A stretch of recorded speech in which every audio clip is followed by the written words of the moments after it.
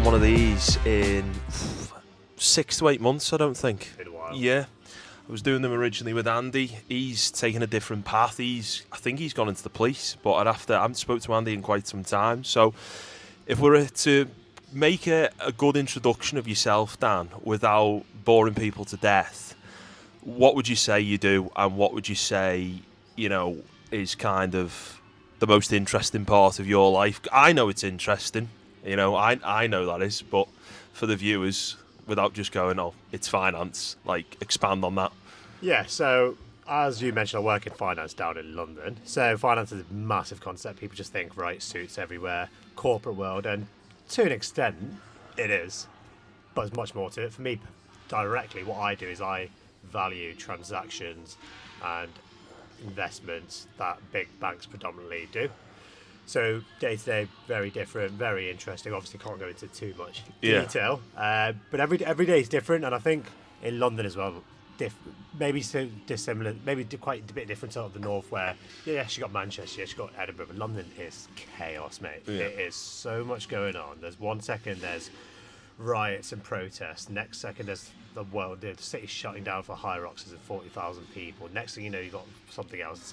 Couldn't leave your house because of the marathon for about 5-6 hours. So actually, Lucy and I, where we are in London, the marathon runs basically 2 directions of back and back again. So either side we're sandwiched by the marathon. So if we're trying to go to Tesco just to get a sandwich or a meal deal or anything, it's about a 30-minute trip instead of a 30-second trip. It is chaos there. But I love it. I love it. No 2 days the same. At the moment, I've got that going on. I'm training for a HYROX, which we'll touch on, which obviously you know full well about. Yeah. Disclaimer, Gabe is my coach as well. So, yeah, a lot going on. I've got exams, I've got training. I've got so much going on. You mentioned HYROX. We're going to dive into HYROX with you doing your HYROX on Saturday, and then with bodybuilding side and something that's kind of bread and butter from me, physique development and that side of things. We're going to go into the HYROX physique, or HYROX as a sport, and then the bodybuilding physique and the bodybuilding sport. So kick us off on that front, because you've kind of come in, you've looked from the outside, you've obviously came on board, and then you've decided the past 6 to 12 months to sort of shift goals a little bit and go down a HYROX route. First started with a few 5Ks and a few part runs, then you're like, I enjoy this, I want to do a few sled pulls and pushes, then you start going into classes. So if we look at it as a whole, dive into it from a physique development standpoint and HYROX and where you're at with that, just purely from, because I think that was the question you mentioned to me before, purely the physique, and then we could dive into, I suppose, how you get to the physique in the first place. Yeah, so for me, I've been training for a while. I've been training for a while, on and off. Obviously, I've been with yourself for a while as well. And the traditional kind of, let's say, bodybuilding style training, you go to the gym, you do your weight training, your whatever, bit of cardio on the side, that kind of thing.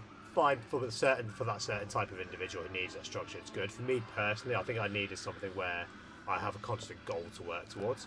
But a goal that's achievable. If you say, right, I want to go to bodybuilding today, I want to look like prime Arnie in 1 month, in a year's time, 2 years' time. For most, it's not really going to be achievable. So the idea of the HYROX, yes, to see it from the outside, but there's parts to it that I was already doing. So I was already doing some of that kind of functional training. I was already, that side of things was already appealing to me. Yes, combined it with some of the generic bodybuilder style training we were doing from a lower body perspective particularly. I loved all that side of things, and to have a goal in mind, a set date, a set target, and having something to work towards, for me, that was why I wanted to do it. So this is where the counter argument comes in, I suppose. Can't you just do that with a photo shoot?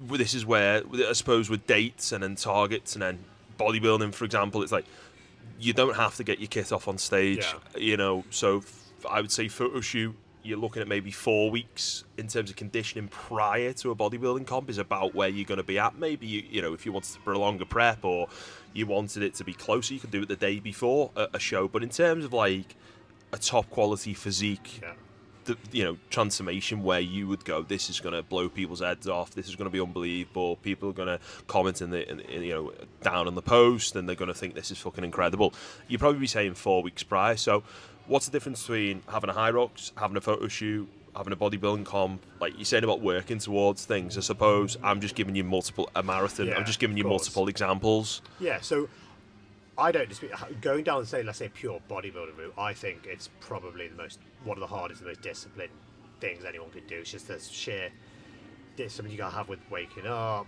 bedtime, make sure you get enough hours sleep, the diet, the training, obviously. Just make sure all these little things are on point. I think it's one of the hardest things anyone could do. I've not done it personally, but from outside looking in and seeing others do it like yourself, I think it's such a hard thing to do. But equally, I don't personally believe that translates to real world scenarios, in the sense of it doesn't give you that day-to-day, like, not conditioning, I don't want to say conditioning, but it doesn't give you those things that you might need day-to-day. For example, with a hybrid model, yes, you kind of will go down the route of looking the part, but it's a bit more functional. You can run, you can skip, you can hop, but you're light, you're on your feet, you can then go to the gym, you can push a decent, maybe not the top tier of weight, but you can push a top tier of weight. And I think that translates more to sort of everyday scenarios. It's really interesting what you've said there about the functional and then versus the bodybuilding, because this for me is on a scale. So if someone comes to me and they say, I want to have a purely physique development bodybuilding style training, we're probably looking at 85-90% of machines, which is it's gonna be absolutely fucking great for building muscle. We don't need to worry too much about stability of the lower back. You can just hammer a chest supported T-bar row. You can hammer your lats with different angles and attachments. Likewise, hack squat, leg press, all these things. The issue that you're going to have down the line, whether it be a year, 5 years, 10 years, is the function of the muscle eventually, which is why if someone comes to me from the general population and they don't have any aspiration for competing whatsoever, their program is probably going to be more of a 60-40 split, where I'm still going to take into account an overhead press as an example, because it encourages external rotation of the shoulder. It's going to hit all three heads of the shoulder, not so much the rear, but it still does hit the rear. So, and you're engaging your core and you're standing up, so it ticks about 4 or 5 boxes, whereas plate loaded shoulder press is just going to tick one box of grow your shoulders and grow the front delt and the medial delt. Likewise, a cable side raise is just going to hit the medial delt. So it depends on the goal and the target, and I almost have things on a Richter scale of like HYROX there, bodybuilding there. I think a lot of people are smack bang down the middle, and they are stuck between a lack of conviction either way. So when things get hard, they're like, can't be arsed with the sled pulls, I'm just going to follow bodybuilding. And then when things get a little bit hard with like commitments of nutrition, a bulk, or commitments of and the conviction of an actual split of just purely machines, they're like, oh, this is boring. It's like, you don't have to kind of find yourself in this no man's land of, it really does depend. And 9 times out of 10, I would say it's because people have got a programming issue with it. Like they don't know how to program either for either, or if they want to, like, I will eventually make that transition more towards the middle of the two, when I'm like, do you know what, I'm done with bodybuilding. I want more conditioning, I want more cardio. It's why I do like a little bit of assault bike work as well in there, because it's just brutal.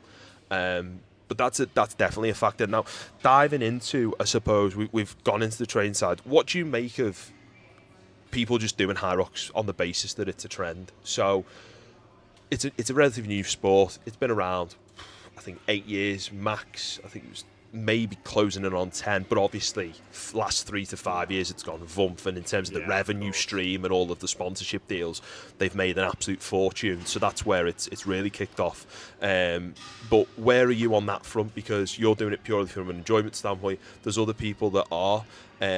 I hate all this as well. Like, do you know when you see like a post like, oh, you're only doing bodybuilding because it's trendy, or you're only doing HYROX because it's trendy? It's like, fuck off. Like, there's nothing wrong with it just because it's trendy. Or like, if people are improving their fitness, their physique's improving as a result of it, they look great. Like, or like, oh, you're only doing a half marathon because you're in your 30s now. It's just like, just get a fuck. Honestly, just moaning coaches, like, because they're trying to push their own narrative of, oh, if they're a bodybuilding coach, they'll come for a HYROX athlete, or a HYROX is like, bodybuilding's really, it's like, it's all great as long as it's all executed in the correct way. So with you, why would you say you're like really pushing it other than a goal? Because I know we've covered that. So like, why that specifically? Yeah, I think as well, HYROX, if we just take a step back, I think for the point you make about kind of it being trendy and people jumping in on it, I'm actually all for. The reason I say that is because one thing about social media now is that everything obviously blows up and it really gets exaggerated and amplified, and all these things are great. But what I was saying is the same reason I say, let's say we go back to like boxing or someone, people are like, oh, what do you think about these YouTube boxers and all this and that? Yeah, there are a bunch of dossers that are doing it, but at the end of the day, it's bringing visibility to a sport. It's bringing eyes to a sport. And when you get more eyes on something, like let's say if we link it back to the HYROX, you get more eyes, there are more people interested. That then means everyday people now are going to start getting involved. And really, it's getting asses off sofas and getting them involved. I feel a little bit conflicted on that because of seeing it in golf. Yeah. And seeing, obviously, Live Tour being pushed, other sports, Netflix boxing matches, with HYROX, that being pushed, and bodybuilding as well. And it's getting to the point where people are like, grow the sport, and it's great. More revenue. If you're a bodybuilder, you're rubbing your hands together because it's not a very highly paid job. So if you win a show at a pro show and you're making an extra £15,000 to £20,000 and your purse is bigger, that's fucking great. The problem that we have now is people are entering bodybuilding and they have no right to enter it. Yeah. They don't have the physique, they don't have the actual, the years that have gone into it to build the necessary muscle. So they're stepping on stage and they're making a bit of a mockery of the sport.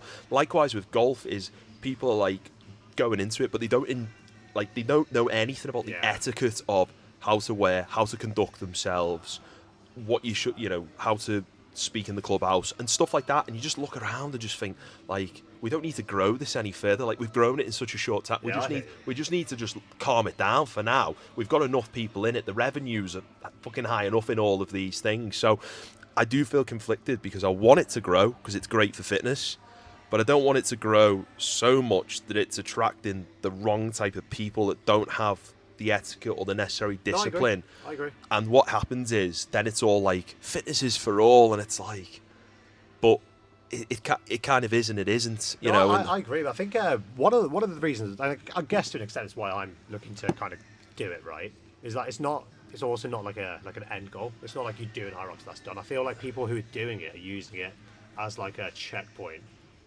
as part of, let's say, a longer term goal. So you got people, let's say, maybe I was a bit different because I was doing obviously trading before, but I just used it. This is like a next thing to work towards. But let's say someone who doubles is probably the best example. You get people, especially mixed doubles, where one of them has never really trained, but let's say the partner, the male or female or whoever, just does something, and then they're trying to get the partner interested. It gets their asses off the sofa, then they start doing it. Next thing you know, they're like, oh, you know what? I loved it. In the moment, it might be the adrenaline talk, but they're like, I want to do more stuff like this. And next thing you know, they're going to the gym, they're going to run. So really, I think it's more, if you see it more as a touch point and a checkpoint in someone else's journey, I think it's quite good. Now, obviously, as long as they understand what's required after it, though. Absolutely. Because I've seen some videos. There was one guy, he's gone viral. He does a lot of recording, non-scripted stuff. I love his content. I'd have to try and find his page. And he just sets up his tripod and he just records a session with someone, completely himself, setting up cues, has a bit of humour, has a bit of banter with them. There's this one woman, she must be mid-early 20s, and she just moans every rep. Like, she just moans about, like, how painful it is, and I just watch it and I'm just like, fuck that. Absolutely not a chance. Like, I could not deal with that for an hour a week, because it's like, she's just taking it for granted so much. And, like, she's never taken a set of failure. She's never pushed herself.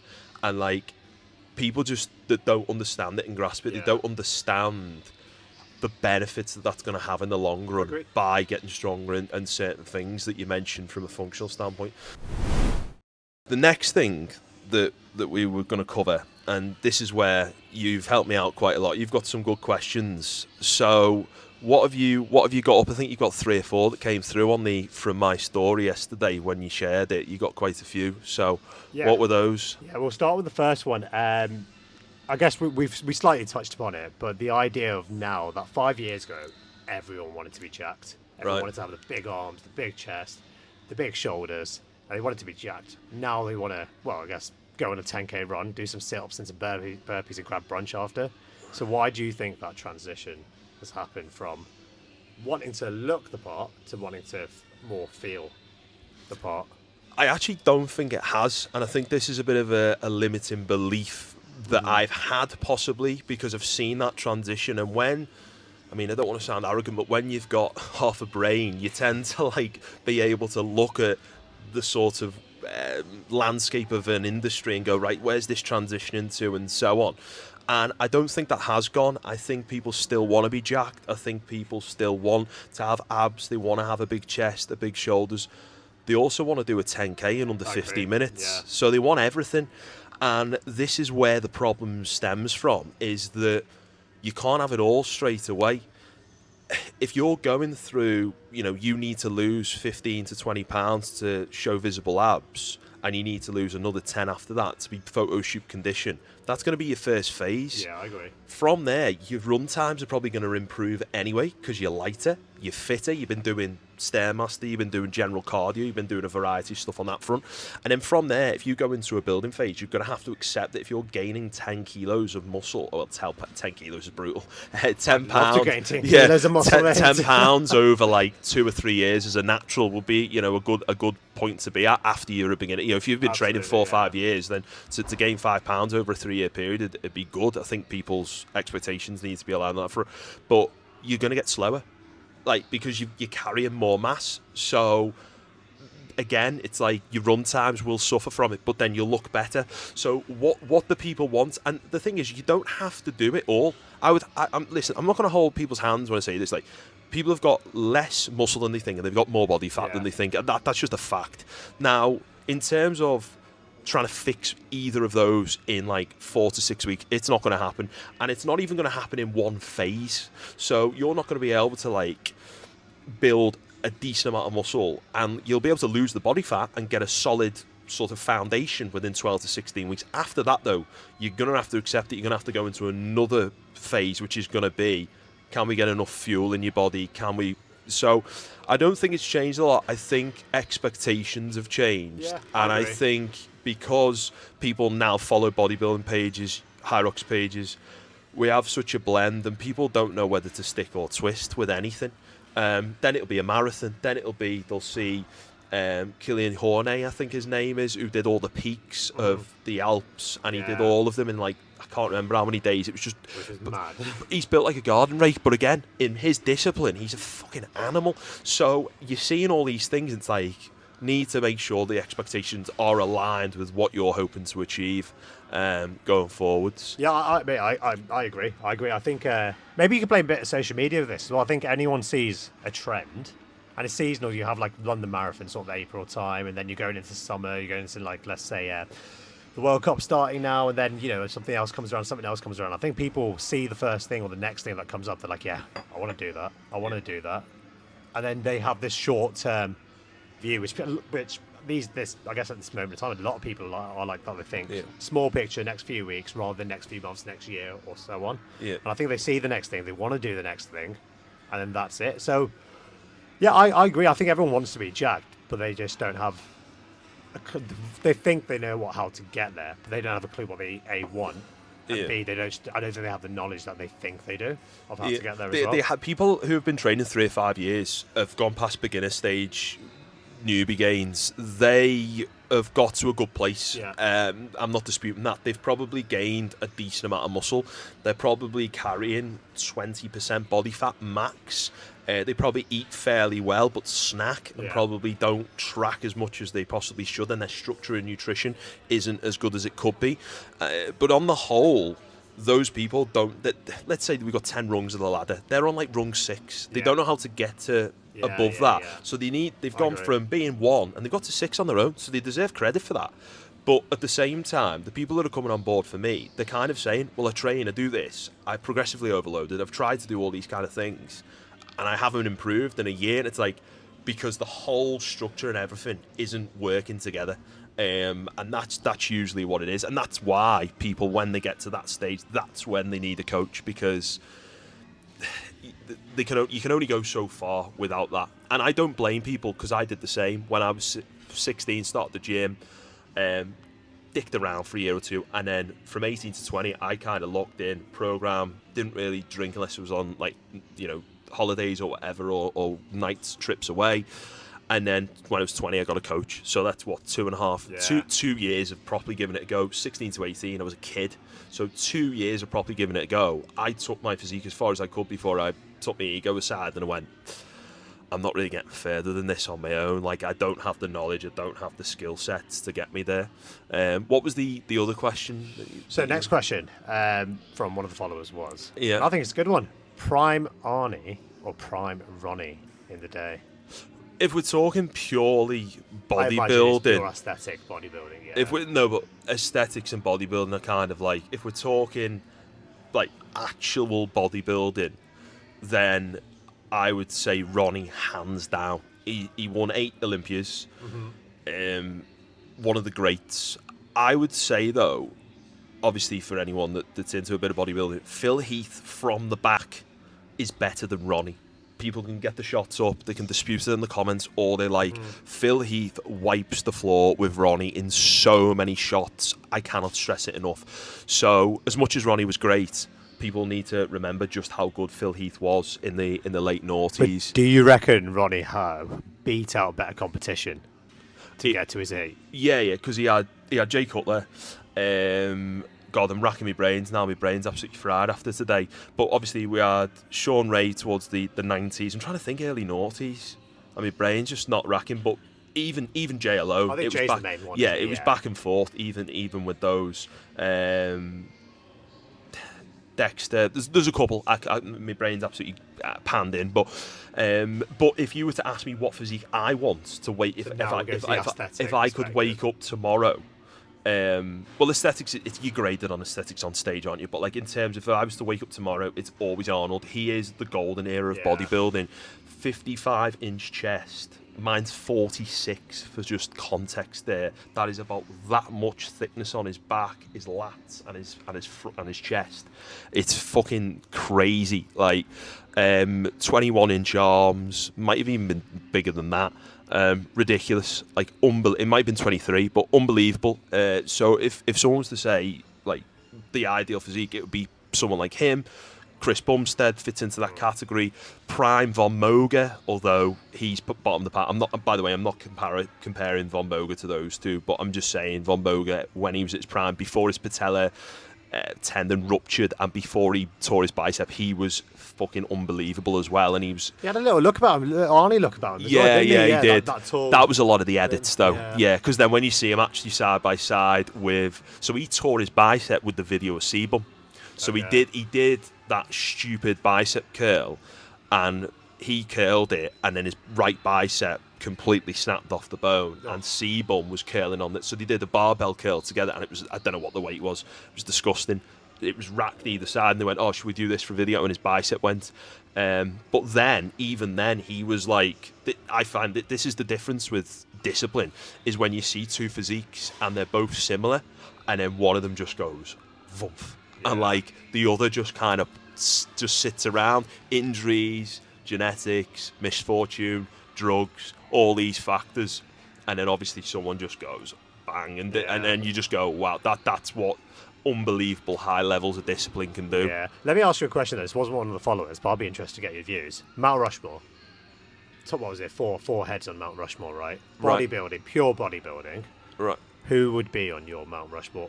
Any era, so you've got Sebum in there, Arnie in there, Ronnie, Phil Heath, whoever. Who would be on your Mount Rushmore, the four Mount Rushmore heads of bodybuilding? Head, chest, arms, a lot. Oh, from like physique. Well, just the whole bodybuilding, yeah. Not for each part, just overall, I mean. But who would you shove in there? Arnold for chest. I don't think anything on that front's beating Arnold's chest, just in terms of genetics, how wide it was. Phil Heath for his back. Although Ronnie legs. Fucking big legs, weren't they? Although Jay's were unbelievable. I feel like I'm doing Jay a bit of a disservice here, because that quad shot where he's like stomps, oh my, and he just tenses his quad is just absolutely. We could do one leg each. We could do. I'm just thinking of when Ronnie wore his leggings and he was doing walking lunges with a barbell on his back, and you could see the vein after he finished the set. You could see the vein through the leggings, and they were like purple leggings. And I just remember thinking, that is just brutal. Was he shouting lightweight? So there's that. Arms. Do you know what? I'd have to have a big think about arms because I'd have to go through the history books. Again, I haven't even mentioned someone like Dorian, who unbelievable again, back shot.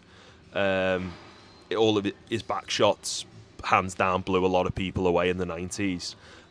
His back shots won the Olympia alone when he tore his tricep because against NASA, because that was, people call that a robbery.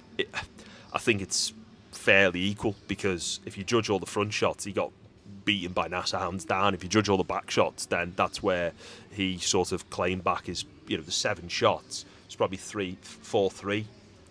It could have gone down, but obviously it was a coin toss. So yeah, I'd have to think about arms, and then I feel like I'd want to split the legs with the quad and the hamstring, and I'd have to really go through. I also feel like I've not done people like Mike Mentzer any. I've done him a bit of a disservice. 1980, he should have beat Arnold. So, he was a pioneer of hit style training that is like what Dorian did in the 90s. So there's a variety, and then Chris Bumstead again, like from a classic standpoint. But Chris Bumstead wipes the floor with Arnold now. But again, we're talking different machines, we're talking different drugs, and a massive advancements in technology. Would you say C-Bomb right now, like in the 20s, late sort of teens, like last sort of 10 years, let's say, go to the last 10 years, no one's close to him. Well, he's was it 6 in a row? Well, yeah, but he's classic, isn't he? Yeah. So everyone looks at it. But I think because of that, in all fairness, it's meant that there's been more eyes on the classic division than there has been on the open division. Ever since we had the Kai Green versus Phil Heath, then it opened up a little bit. We saw Sean Roden win it. We saw Big Ramy win it, so it opened up and it became a little bit exciting. Big lad, wasn't he, Big Ramy? Well, he won it back to back actually. With a big back. We saw it like expand a little bit, and I thought, yeah, that's good. It's a little bit more competitive, but there's not been. I don't mind that for 5 years, but then eventually I want to see the hero and the villain, which is. The villain was obviously Phil Heath. The hero was Kai Green. It was like he was the nice one, and in all the documentaries it made Phil look like a bit of a twat. Yeah. When actually he's probably not that bad. It was just the way it was filmed to make Kai Green look like this great humble guy in his shithole apartment in New York. I've seen that one. Yeah, that microwave and he's with his pan. his tilapia and his sweet potato, and he's got like 8 of those meals, and then like the next shot is Phil Heath just living a life of luxury in a pool and like a pool and like a full-on barbecue and doing his meat, and it just goes back to Kai Green again in his kitchen, which you can't swing a cat in, and it's like the hobs are like the old school metal ones that you can barely clean. They're like proper the ones that you'd light a fag on, do you know what I mean, in a student accommodation type. It's like when Anthony Joshua goes to box, he's always like, I've locked myself in a little flat in like Watford somewhere. I'm like, shut up. No, you haven't. Like, shut up. Once I think that's as well, it's really hard, it's like that old phrase, isn't it? It's really hard to have drive when you sleep in silk sheets, like when you're at that point. It definitely is, which is, I mean, I've got a few clients that have worked offshore and stuff like that, and when they come back they actually find jobs here because they've worked on the tools prior or whatever, and it just immediately just humbles them as to like, yeah, they get paid all right offshore, and rightly so because it's fucking brutal. But then when they come back, it's like, it's very easy to just sit for 4 weeks, spend money, go shopping, doing all the nice things, but actually like everyone else is in work anyway. What else was there? Because I think you got 4 or 5, didn't you? We had probably got time for one more big question. This one, I'm not going to lie, made me chuckle. Does having 5 pints at lunch and then ordering a packet make you a legend? Apparently, legend. Does it make you a legend? The answer is no from me for anyone watching. But we could dive into why though. Just in case we've got some kind of police officer watching or anyone. Do you know what? Is that optimal from a finance standpoint? I think the mixture of that, maybe adding in with Adderall, and I think you're really on to some form of tasty combination. I imagine having a right good afternoon, aren't you? But for context, I guess we're getting asked 2 guys who don't drink, so we're probably not the best to answer that. But I probably gives you a good afternoon. Probably doesn't make you a legend the next day. No, I think you'll probably have a cocktail of every emotion of regret the following day. and you'll feel very sorry for yourself. Yeah. Which I think strips behaviour. Do you know what I mean? Like I think that makes you a bit of a wet weekend. Yeah, I mean, I think we're not going to say names. I think we're both thinking of the same guy. So Yeah. shout out him. You know who you are.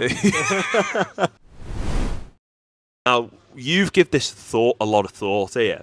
I haven't given it any thought because I've literally worked, haircut this morning. I've been back to back all week, and then I had my eyes lasered last week. On that, by the way, I walked in for my haircut this morning, and who's asleep in the barber chair before me? This guy here just passed out, nodding down. Brilliant. Well, this is what I'll put the photo up. You probably should have I should have said to the barber at the point there, just stop, mate. Just stop here. This is exactly what I asked for. Like, this is perfect. Fall on top, cut around the sides. Just a straight line round.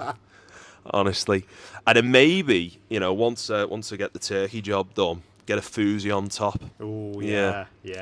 I don't know I don't know how long. I reckon I'd suit a mullet. If I got more jacked, I need to get more jacked. Do you know those Aussies? You need more hair on top to get a mullet, though. Yeah, no. It would be post-turkey. Post-turkey. Gotcha. And probably a lot. I reckon I'd have to gain a lot of muscle and size. Would you get a mullet with a little rat tail coming out the bottom? No, I think it would just be straight down to the bottom, and then I'd test that. I'd go through different variations. Yeah, I'd go through different variations, but I'd have to be huge. Like, do you know those Aussies that are like Aussie bodybuilders that look absolutely like boss with them? I'd have to really push the envelope on that front. That's why every Aussie's jacked, though, aren't they? All they do is run and pint and run. Well, it's surf, isn't it? And everything's sports related in Sydney. Like, absolutely everything. You've got Aussie rules, you've got rugby, you've got cricket, you've got surfing. Rugby union and league, I guess. And league. So there's 7 sports. And then, obviously for them it's soccer. So there's 7 sports that you can do that are very easy accessible. And the weather is sound all the time. But team of the seat, talking of the soccer, well, it's not soccer, is it? It's footy. But for some reason, Australia have copied everything that we do. Drive on the left-hand side of the road, but they want to call it soccer. Well, the World Cup is in the US this year. We can give them a little shout out. No, they're not getting that. No, fine. No. Absolutely Sorry, not. Sorry, guys, I tried. No, they're not getting that. But we are going to delve into team of the season, which you have thought about and give it good thought. I'm going to wing it. I think I know where it's going to start. He's an Arsenal fan, but that's not why. An unbiased one. I don't think it's a biased one. It's Raya in goal. I think it's Ryan and goal. Hands down. I think this year, best keeper in the league by far. Pickford, to be fair, shout out Pickford because I think he's still somehow getting criminally underrated. Every season, very interesting that he's one for the cameras. If you watch him every single week, he made a clanger for the derby. Should have collected the ball for the Van Dijk corner. He's still not very good in terms of collecting balls from set pieces. He doesn't have the presence. He gets bullied. He's an excellent shot stopper. And the thing that people then criminally underrate if they don't watch Everton games regularly is because of that, then they'll watch the highlights and then they go, "Oh, Pickford's pulled off 10 worldies this season." But that's great, but how many of them 10 worldies have saved points? So a top quality goalkeeper will save you 10, 15 points a season. Like Ryan. He probably has saved about 15 points, hasn't he? Well, he saved, arguably saved you 3 points against us from that shot on the half turn against Beto. You went down the other end, 82 minutes. Gyökeres gets the first. You wrap it up with Downman for the second. Job done. Your keeper's just won you the game. Because when you're under the cosh, you're going to go through that. You're going to go through spells of moments in matches, 5-10 minutes where your defence and your keeper's got to pull things out the bag. So with Pickford, if he was any good, he'd be playing for a top side. No, I agree. He'd be playing. Is he better than Alisson, Donnarumma? Is he better than Raya? Is he better than Garcia for Barcelona? Courtois? I've just mentioned the big boys. But if you were to keep going, how many could you get to? Because I think, fine, I get your point about the cameras. Maybe it's because I don't watch that many Everton games, obviously, as much as you. But for every time I watch, might have a clanger here and there. Might have a 1 or 2 you could have done better, but it looks like he's just saving shot after shot. I could give you 10 clangers if I sat down and thought for 10 minutes and I had a piece of paper and a pen. I mean, Brentford, he was walking in no man's land at the edge of the box. The Liverpool one. Would you swap him? I guess Raya, you would. Would you swap him for Donnarumma? You would. Yeah. Probably. Alisson. Yeah.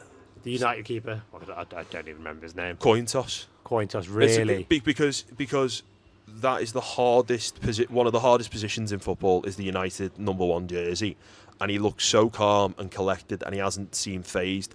Ironically, he made a clanger for the Dewsbury Hall goal at their place because his hand looked like a poppadom when he tried to save that. He should have easily palmed that away. It was in the corner, it was a good strike, he should have palmed it out, he should have just got to it, in my opinion. But to finish third and be in that place, I He's think better than Onana, wasn't he? yeah, I Onana think it's a coin toss. horrendous. But Pickford has obviously been in the Prem for 10 seasons. Of course, He's been in the Prem for a season. Yeah. So we need to basically go, okay, well, let's see how he does next year with Carrick. Can they push on? Can they challenge for the title? I mean, they only lost it by 13 points in the end, which is crazy to think. And I think their front three are outstanding. They need to tighten up at the back. Good. But those three are going to win you games. And then they've got Diallo as well, who can come into the fold, and they've got Bruno. So there's 4 or 5 really good players going forwards. They get a couple more centre midfielders and centre halves, and I think that they're starting to stitch That up seems to into be a good. United's issue every year, though, isn't it? It's just the 3-4 players next, dressing room. No, I know we diverged a bit, yeah. but Yeah, but now they've actually got quality. Like Cunha and Buemo, Sesko scored 12, 13 goals. I think they're quality. Yeah, they're quality, and you always have to buy goals to start Yeah. with. Liverpool did it. Mane, they already had Firmino, Mane and Salah. They got them in. They started scoring But loads then of you can goals. argue Arsenal done it the other way this year, though, haven't they? Because they sort of the defence. The striker, I still think they need to get a top striker, and Yeah. and left winger as well. Because I think Saka's kind of stuck on his own on the right there. Yeah, But they've shored up at the back, shored up at the midfield, solid, creating pretty solid chances. Can't put to bed. yeah, but they're a bit of an anomaly because if you look at most good sides, they build from the front because goals are going to win you games eventually, and they're going to get you into Europe. Eventually, to break from third or fourth to win titles, then you've got to keep clean sheets, Yeah. which is what Arsenal I do. hear you. So that was their stage this season. Is they've gone from dominating the ball, maybe winning 3-4-0, to then right, we get one, we're ruthless, we shut the shop. One seems to be enough for these days. Yeah. No, I agree. Yeah. I agree. Fair enough. Well, hopefully Pickford does the job Yeah. before the World Cup, which we'll get to. So I if we guess. go to the back four, Yes, right back. I'm going to be biased again. I'm going to say Julian Timber. I just don't like the idea of playing centre halves at right back if they're not good enough to get ahead of Saliba or Gabriel. I don't like that point. He's been a quality. I agree with that, by the way, but he's been a quality right back. I don't want to make it purely off stats either. But if we go through Dallo, not that great. Nunes, I think he's the last few months when City have sort of been more dominant. I think he's looked better. yeah. But I still personally, I don't think it's great. But I if people were to say maybe him, I could see it based on What about recency Matty bias. Cash? I'm going to throw that out there. No, Villa didn't win a game for like the first 10 games or something stupid, did they? Yeah, but look at where they've. You got to think of the whole season. Though, Yeah, as well. they didn't win a game and they drew a lot, and then they were challenging Arsenal for a 6-week window before they fell off. Probably even longer than that. Come Christmas, they were fucking close. Well, they beat us, didn't they? They were third for a before the while. new year, They were yeah. about 3 points short, I think. Something like that, yeah. For yeah. a decent, and then it got to about end of Jan, and they just tailed off. But then end of Jan is about, give or take, the halfway point. So you're missing a whole season of tailing off, though. You've got to think about the whole who's done it the longest. I mean, I'll give you Timber. I mean, I would still say, I would still say that.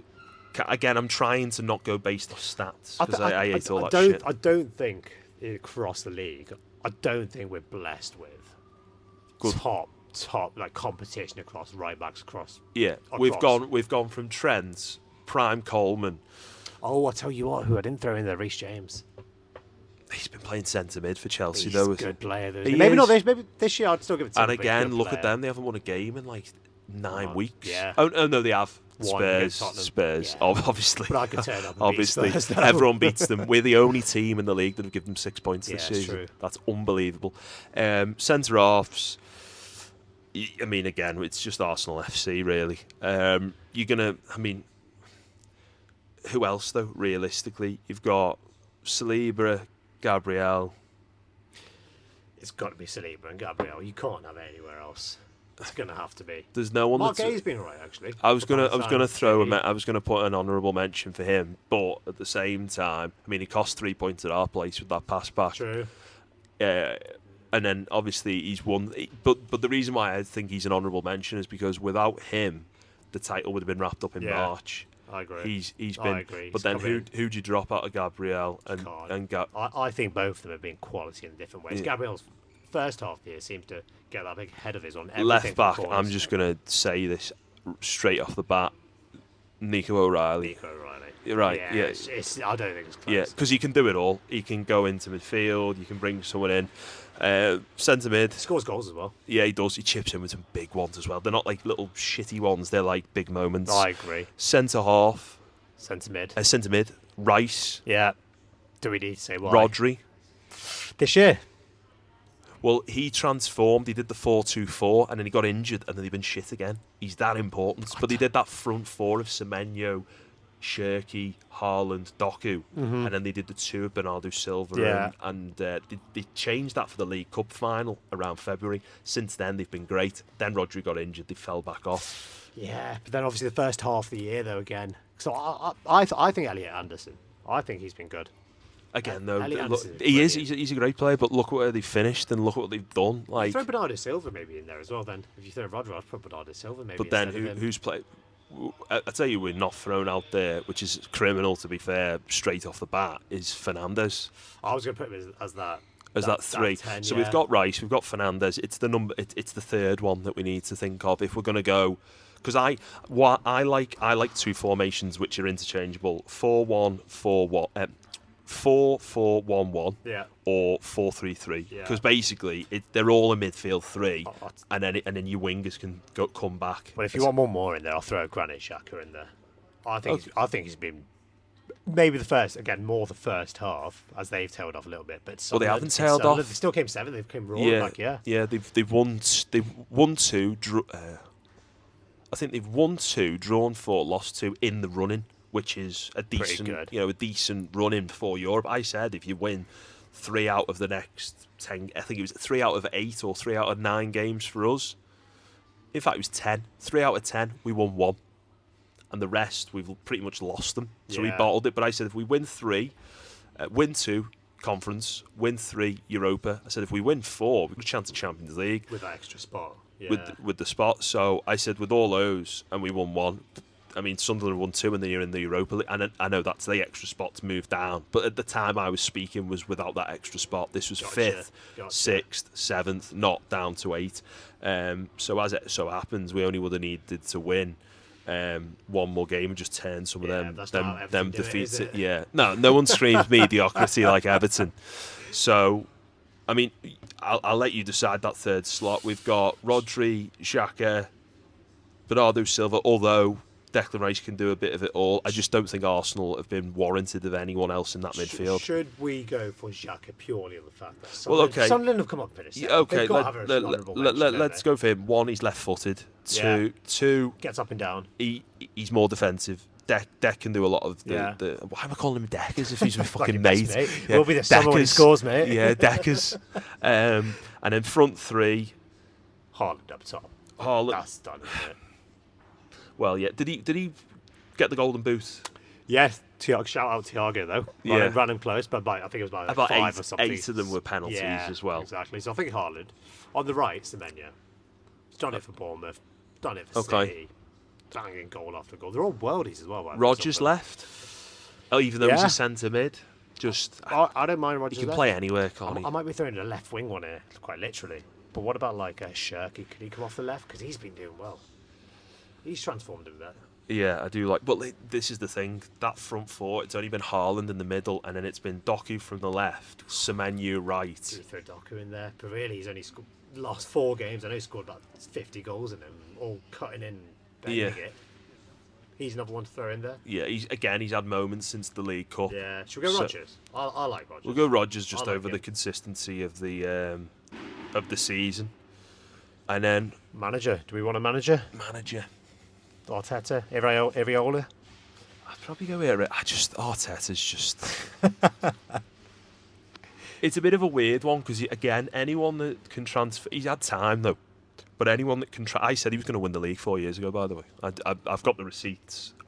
my godfather will not send me the receipt. So what I do is I clear my messages. I keep on top of my inbox. I can't stand. My missus has 22,000 emails in her inbox. It gives me palpitations. I feel stressed looking at it. So I clear everything. And he's got the message from 4 years ago. He will not send me it. So he has me by the balls over that message. But I did say he's the real deal. He will win the title in 4 years' time. I said I wanted him instead of Ancelotti for Everton. Well, if you find the receipts, make sure you attach them. Yeah. Attach them to this. We'll be waiting for that receipt, mate. Yeah. But yeah, no, I agree with that. I think I think Bournemouth. It's Bournemouth. Yeah. 11,000 seat stadium in Europe, nearly in Champions League. Yeah, it'd be very interesting. Well, he's off to AC Milan, isn't he? He's off, It'd be very interesting to see the final on Saturday, because if you go through a lot of your games 1-0s, and if you go through Spain in the World Cup in 2010, they actually won every single one of their knockout games 1-0. And I think there's something to be said about knockout games and knockout football, that it's not about, like, I don't want anyone to say, oh, like, we get to say 5th or 6th, and people go, Everton are the most entertaining team in the league. Well, if that's the case, it means that we're losers. Yeah. Because it means that we're, like, losing games 4-3. And should we touch on predictions before we World wrap up? Cup. World Cup and Champions League. Give me 2 teams, 1 from each. Let's start with Champions League. It's 50-50 teams, mate. What do you think? Scoring team. I'm going to back Arsenal. I think it'll be a boring game, and I think if you can keep PSG quiet, I mean, it's either going to go one or two ways, isn't it? It's going to go 1-0 Arsenal, shut the shop, boring, horrible to watch, but no one gives a shit because you got a medal at the end of the day and you got another trophy in the cabinet. Or it's going to be an entertaining. It's a game of very much two people that have got completely different football ideologies. Luis Enrique, heavy metal, Jurgen Klopp style, and then you've got someone like a bit more Jose Mourinho-esque, which is Arteta, which is very much sit, pragmatic, don't want too much of the ball because you'll make mistakes with the ball. But I think if the setup is correct, but the first goal is crucial. Yeah. If they score first, I can't see Arsenal winning that 2-1. I reckon they'll shut up shop. I reckon Arsenal might nick an early goal. Put the bus there, put the whole fucking city there, and just shut it all off. Yeah. I reckon Gabriel from a corner, header, shut shop. So I reckon 1-0 Arsenal. Yeah. I can't see another result if you're going to win it. I agree. Unless you get another one late on. I agree. What about the World Cup, the big one? Is it coming home? There's some fucking good teams in there. No, we're not going to win that. Not when you got Jordan Henderson and Dan Burn. Dan Burn turning like a bus. Spain, France, 2. I'm gonna say Brazil. Oh, you going for him? Yeah, I'm going Brazil. Let us down the last few tournaments, haven't they? They have, but they've got Carlo, and also it's in America and Mexico, and heat as well. The record, the last time it was played in '94 in America, Brazil won that. Baggio with the missed penalty. I think that also I said about Qatar and Argentina winning it. I won't count them out necessarily, but I don't think that they've got enough in the tank to win it. But again, I called them on it because it was Messi's last kind of Ferrari, and also temperature in Qatar. Yeah. So all those factors as well. Brazil. But yeah, that's where I'm going for Brazil. Fair enough, I reckon. Golden Boot probably, if we can stay in the competition long enough. Kane. I was going to go Spain, but I was going to go Harry Kane. That's another goal boot for him. 6 goals, I reckon, is enough. Yeah. For him if we stay in the competition long enough. But I don't think we will. That's why I'm hesitant on that. Who knows, mate? I'll be the first one to say I'm wrong if they do win. It comes home on more. I can't see us getting past quarters. Do you reckon? Well, this is the thing. Maybe We're semis. fine against people that are shit. The minute we come up against anyone of any real quality, France in the World Cup, Croatia in previous World Cup, Spain, Italy, anytime we've beaten Denmark, we've beaten all that. But look at the run-ins that we've had in all these competitions. They've been bang average. And again, if you go back to the golden era, we got beaten by Brazil. We got beaten by Portugal twice. We got beaten by Italy and a few others that we didn't get out. The Uruguay were the one where we didn't get out the group stage. So, in 2014.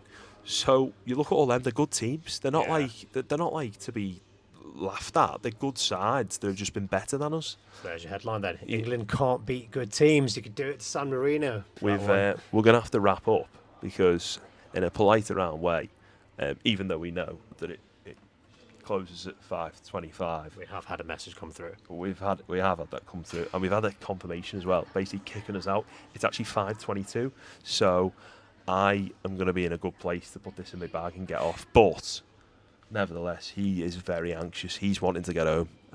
He's chomping on the bit, this fella. So we'll conclude on that front. And for more content, then Dan's got a community page, Kinetic Collective. So he's got a run club. If anyone's listening to this, based down in London, run club, Saturday, Sunday? Saturdays we have the run club. We have paddle pretty much every week. We've got the monthly community socials. That's just an opportunity for people to get together, connect. Last Thursday of the month on that front. Right, got one tomorrow as well, actually, from when we're recording this. Yeah. Well, I'll try and get this one up, but if it's not up, then I'll plug the link for the next event in the description.